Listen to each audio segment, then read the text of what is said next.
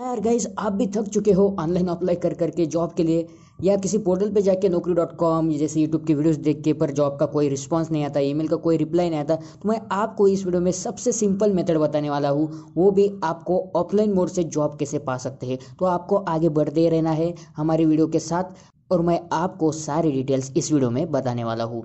तो चलिए दोस्तों, मैं एक एक पॉइंट आपको समझाता हूँ। सबसे पहले, चाहे आप किसी भी फील्ड के हो, मैकेनिकल हो, इलेक्ट्रिकल हो, ईएनटीसी हो, या कंप्यूटर हो, या किसी भी इंजीनियरिंग से हो, या डिप्लोमा बी से हो, या आईटीआई से, तो मैं आप सबको डिटेल सी इंफॉर्मेशन इस पुणे के बारे में देने वाला हूँ। तो सबसे पहला पॉइंट, जॉब ढूंढने के पहले आता है रिज्यूमे मेकिंग, या आप उसे सीवी भी कह सकते हैं, या इसे आप बायोडाटा भी कह सकते हैं। तो आपको सबसे पहले रिज्यूमे बनाना पड़ता है।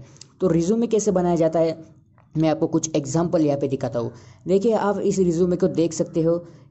सब आपका वर्क प्लेस, अगर आपको कुछ एक्सपीरियंस है तो आपको सबसे पहले वो मेंशन करना पड़ेगा। यानी कि एक जो कोना होता है पेपर का, उसके कोने में आप अपनी पर्सनल डिटेल्स लिख सकते हो। बाद में आपका अगर वर्क एक्सपीरियंस है तो वो लिख सकते हैं। अगर कोई भी एक्सपीरियंस नहीं तो आप फ्रेशर हो तो अपना एजुकेशन पहले लिखिए। उसके बाद आपने जो प्रोजेक्ट किया है अपने स्कूल में या अपने कॉलेज में, तो वो प्रोजेक्ट आप लिखिए।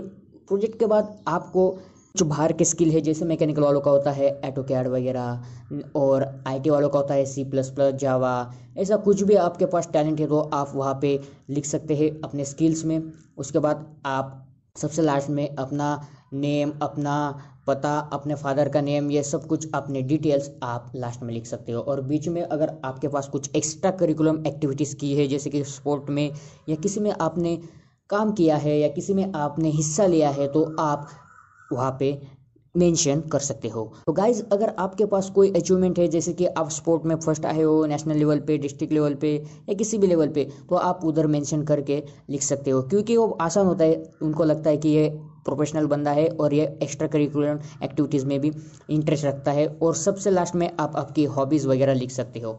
तो चलिए, ये सब था रिज्यूमे के बारे में। अगर आपको रिज्यूमे के बारे में पूरी डिटेल वीडियो चाहिए तो आप कमेंट करके मुझे बताइए, मैं आपको रिज्यूमे के बारे में एक नई वीडियो आपको बताऊंगा। क्योंकि मैं भी दोस्तों नोटिफिकेशन दे दे के आपको थक चुका हूँ और बहुत सारे लोगों का रिप्लाई नहीं आता। मैं आपको नोटिफिकेशन के साथ साथ थोड़ा सा गाइडेंस भी इस वीडियो में करना चाहता हूँ। तो दोस्तों, अगला स्टेप होता है point number 2, interview practice. Resume बनाने के बाद आपको इंटरव्यू की प्रैक्टिस करनी है, जो भी आपका पर्सनल डिटेल है। यानी कि सबसे पहला आपको क्वेश्चन पूछा जाता है, tell me about yourself within 1 minute. कुछ सवाल एचआर पूछते हैं हमेशा, तो आपको डिटेल से प्रैक्टिस करके जाना है। इंग्लिश में कीजिए। अगर आप इंजीनियरिंग डिप्लोमा से, आईटीआई वालों को ज़्यादा कोई टेंशन लेने का नहीं, उनको मराठी में हो जाता है या हिंदी में हो जाता है, तो उसके लिए ज़्यादा तकलीफ नहीं। पर डिप्लोमा और इंजीनियरिंग वाले स्टूडेंट को इंग्लिश कंपलसरी है, तो आपको इंग्लिश में प्रैक्टिस करके जाना है। इंटरव्यू की प्रैक्टिस, अगर आप किसी मैकेनिकल फील्ड से हो तो आपको मैकेनिकल के कुछ बेसिक्स कंसेप्ट क्लियर होनी चाहिए, उनके बारे में भी वो आपको क्वेश्चन पूछेगा। अगर सपोज दोस्तों आप किसी कास्टिंग या डाई कास्टिंग की जो कंपनी होती है उसमें इंटरव्यू देने जा रहे हैं, तो आपको सबसे पहले उस कंपनी के बारे में जान लेना है। उसकी इस्टेब्लिशमेंट कब हुई, उसका टर्नओवर कितना है, कैपेसिटी कितनी है, ये सब कुछ आपको पहले ही मालूम होना चाहिए। क्योंकि एचआर पूछता है कि हमारी कंपनी के बारे में आपको कुछ मालूम है क्या, वो एचआर पूछ सकता है आपसे। तो ये क्वेश्चन की ज़रा प्रैक्टिस करके जाना। अगर आपको इसके लिए भी कुछ हेल्प चाहिए तो आप नीचे कमेंट कर सकते हैं। और अपने बेसिक कंसेप्ट अपने फील्ड के अनुसार, जैसे कि एएनटीसी और बाकी के ब्रांच है, आईटी कंपनी में जाना है तो आप आईटी कंपनी की प्रैक्टिस कर सकते हो। और आईटी कंपनी में इंग्लिश बहुत ही इंपॉर्टेंट है दोस्तों। जैसे कि मैकेनिकल कंपनी में टूटी फूटी चल जाती है, पर आईटी कंपनी में एकदम प्रोफेशनल इंग्लिश चाहिए, तो आप थोड़ा सा फोकस इंग्लिश पे भी कीजिए। तो ये थे अपने इंटरव्यू प्रैक्टिस के पॉइंट्स। तो नेक्स्ट पॉइंट आता है दोस्तों, लोकेशन। पुणे में जॉब ढूंढने के लिए लोकेशन कौन सा बेस्ट है, कौन सी एमआईडीसी बेस्ट है, मैं आपको ये तीसरा पॉइंट बताने जा रहा हूँ। तो सबसे पहले आती है दोस्तों हमारी नज़रों में चाकन। चाकन इंडस्ट्री इतनी बड़ी एमआईडीसी है दोस्तों, इसमें सारे ऑटोमोबाइल हब्स है, जैसे कि मर्सिडीज जैसी बड़ी कंपनी, सैनी जैसी, और बहुत सारे ऐसी बड़ी बड़ी कंपनी, एमएनसी कंपनी, बॉश वगैरह, ये सब कुछ चाकन में है दोस्तों। अगर दोस्तों आपको मैकेनिकल या ऑटोमोबाइल सेक्टर में कुछ जॉब ढूंढना है पुणे में, तो आप आ सकते हैं चाकन एमआईडीसी में। उसके बाद दोस्तों यहाँ पे आती है भोसरी एमआईडीसी। भोसरी एमआईडीसी भी छोटी स्केल की इंडस्ट्रीज यहाँ पे है। यहाँ पे भी बहुत सारी ऑटोमोबाइल और बहुत सारी मैकेनिकल कंपनीज़ हैं। उसके बाद आती है पिंपरी चिंचवड़। पिंपरी चिंचवड़ में भी दोस्तों बहुत सारी कंपनी है, जैसे कि एसके बेरिंग हो गई, ये आती है चिंचवड़ में, बहुत बड़ी कंपनी है दोस्तों ये। उसके बाद आती है दोस्तों तलेगांव। तलेगांव में भी बहुत सारी बड़ी बड़ी कंपनीज है। तलेगांव में जेसीबी जैसी बड़ी एमएनसी कंपनी है, और तलेगांव में छोटी स्केल की, बड़ी स्केल की बहुत सारी इंडस्ट्रीज है। और उसके बाद आता है दोस्तों हड़पसर। हड़पसर में छोटी सी स्मॉल स्केल इंडस्ट्री है, यहाँ पे कोई ज़्यादा बड़ी बड़ी कंपनीज नहीं है। अगर आप आईटी से बिलोंग्स करते हैं, आईटी स्टूडेंट हो, कंप्यूटर स्टूडेंट हो, तो आपको जाना होगा हिंजेवाड़ी में। हिंजेवाड़ी में दोस्तों आईटी कंपनी है, सभी तरह की बड़ी बड़ी कंपनीज है हिंजेवाड़ी में, जैसे कि टीसीएस, इन्फोसिस हो गया, या बहुत सारी बड़ी बड़ी एमएनसी कंपनी उसमें है। आईटी वाले आप सबसे पहले पुणे में आए तो हिंजेवाड़ी में जा सकते हैं, और डिप्लोमा मैकेनिकल वाले जो भी है ऑटोमोबाइल सेक्टर से रिलेटेड, वो जा सकते हैं चाकंद, भोसरी, पिंपरी चिंचवड़, तलेगांव और हड़पसर द्वारा। तो ये सारे लोकेशन के पॉइंट, आपको लोकेशन मालूम हो गया, आपको इंटरव्यू कैसे करना है वो मालूम हो गया, रिज्यूमे मालूम हो गया। तो नेक्स्ट पॉइंट आता है दोस्तों कि उस कंपनी के गेट पे जाने के बाद की प्रोसेस क्या है।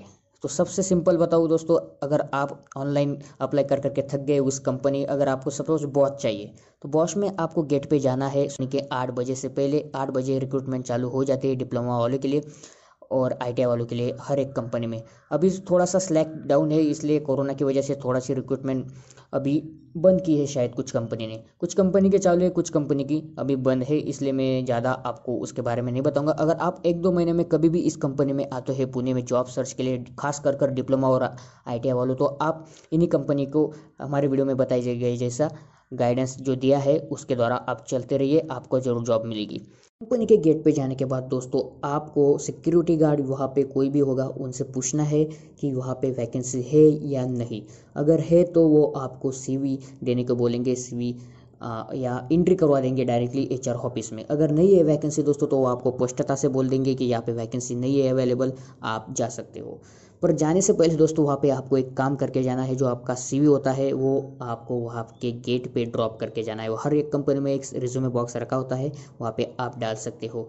अगर कंपनी को रिक्वायरमेंट चाहिए डिप्लोमा वाले बंदों के लिए, उनके लिए तो आपको कॉल आ सकती है, आपका इंटरव्यू होगा और आपकी ज्वाइनिंग भी होगी, अगर आप अच्छे से इंटरव्यू को पास कर लेते हैं तो। ये ऐसी प्रोसेस है दोस्तों ज्वाइनिंग की इस पुणे में। थोड़ा सा प्रॉब्लम यहाँ पे आता है दोस्तों, बी मैकेनिकल और ऑटोमोबाइल वाले जो भी ग्रेजुएट स्टूडेंट है उनके लिए बहुत सारी दिक्कतें यहाँ पे झेलनी पड़ेंगी, क्योंकि बीए के लिए जॉब अवेलेबल्स नहीं है दोस्तों। मैं पूरा घूम चुका हूँ, I am also a graduate so guys, but I have one job that I am doing great, so don't worry.